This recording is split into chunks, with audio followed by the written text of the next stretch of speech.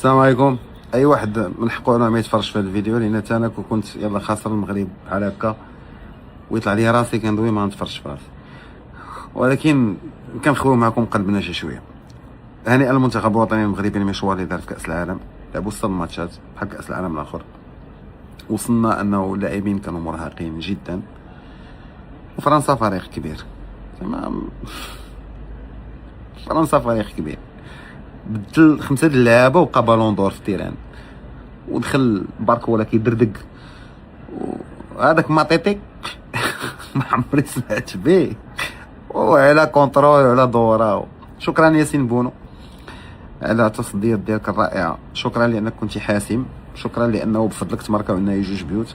اما كنا نعمروا بلغه الكره ونهضروا واضحين ونكونوا صريحين، ما عندناش المستوى باش نواجهوا فرنسا دابا، يمكن اكثر من 2022. ماشي على ود لعابه ضعاف، لانه فرنسا زادت تقوات، راه الطغيان هذا ماشي كره. مستوى كبير عندهم لاعبين، غتفهموا علاش هذيك الفرقه ساويه مليار و 700 ولا 800 مليون اورو، يعني تقريبا 4 المرات القيمه السوقيه ديال المنتخب الوطني المغربي وديال اغلب الفرق اللي شاركوا في كاس العالم. ما فايتين مليار دولار الى البرازيل والانجليز وفرنسا، يمكن حتى اسبانيا قريبه عليها. عييت من نحاول نحس بشويه ديال الامال، ولا نقول هما غيتحركوا، هما غيجيبوا البيت، هما غيطلعوا. دابا كانوا عارفين القيمه ديال المنافس، وكان عليهم ضغط كبير وفرنسا بدات هايجه. شفتوا الماتش الاول ديالها بريمير ميتون كونتر السنغال، كانوا مويان عاد لعبوا الدوزيام ميتون. فرنسا دخلوا باغيين يحسموا الماتش من الاول، وشدينا معاهم الميطان الاولى. وانا قلت لكم الفضل الكبير كيرجع لياسين بوروني، لو تصدى لضربه جزاء وتصدى ل3 ولا 4 ديال التسديدات اللي كانت خطيره جدا، ولكن ما اون افي با لي زوتي باش نتحاربوا. الارتداد الهجومي ديالنا كان ضعيف، الارتداد الدفاعي حتى هو كان ضعيف، ماشي على ود اللعابه خايبين، على ود الارهاق، على ود المسافات الطويله اللي قطعوا، على ود هذه 6 مباراه في كاس العالم، واللي هي تقريبا ليكيفالون ديال نصف النهائي في كاس العالم الاخر، اللي المغاربه لعبوا 6 مباراه في نصف النهائي. وعلى ود فرنسا حتى الماتشات اللي كانوا عندها سهل من الماتشات اللي لعب المغرب.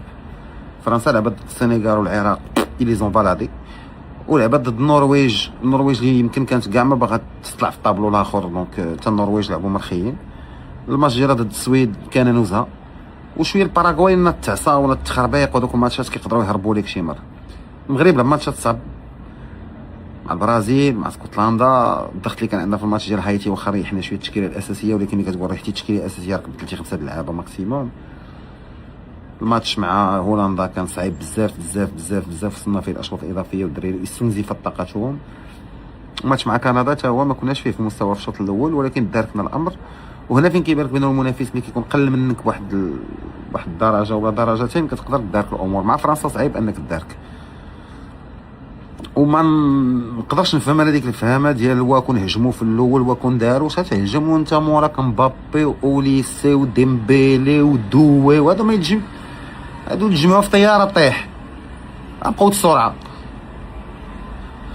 دونك هنيئا للسي وهبي لانه اثبت بانه مدرب كفء، هنيئا لكل لاعبي المنتخب الوطني المغربي، هنيئا للطاقم المساعد، هنيئا لينا بهذا المنتخب اللي ربما هو في التوب 10، ربما هو ماشي ربما اكيد انه في التوب 10، ولكن باقي ما وصلش لمستوى المنتخب بحال فرنسا. فرنسا بحال اللي كيقولوا بزاف ديال المعلقين هي برازيل الجيل الجديد، يعني كتوصل ليها كيسكتوا لك الماطر. وكنظن بانه اسبانيا والارجنتين ولا النرويج ولا اي فرقه دابا غدوز تلعب ضد فرنسا خاصهم يخافوا على راسهم. وطلب واحد اخر، وسمحوا لي الفيديو طويل، ما تجاوبوا مع حد في لي ريزو سوسيو، الله يرحم لكم الوالدين. كنا قلنا سمكها، كنا قلنا بزاف ديال الحوايج. علاش؟ لانه هذوك الناس حنا كيبدا تعيب انك كيقول لا تثيرون الفتنه. اي واحد يثير الفتنه مع بلد واحد اخر، بعدا في هذوك الدول اللي حنا سنفابا معاهم في مواقع التواصل الاجتماعي، هذوك الناس كيثيروا الفتنه وسط بلدانهم عندهم مشاكل ما بين الفراقي وما بين التوجهات السياسيه، وديما هما مولفين الدباز. يعني هو ملي كيجي يلتيك سوغ ان ماروكان ولا كيجي كيدور ليك، هذيك الساعه هو كيمارس شي حاجه اللي مولف يمارسها وحياته كامله وسط بلادو.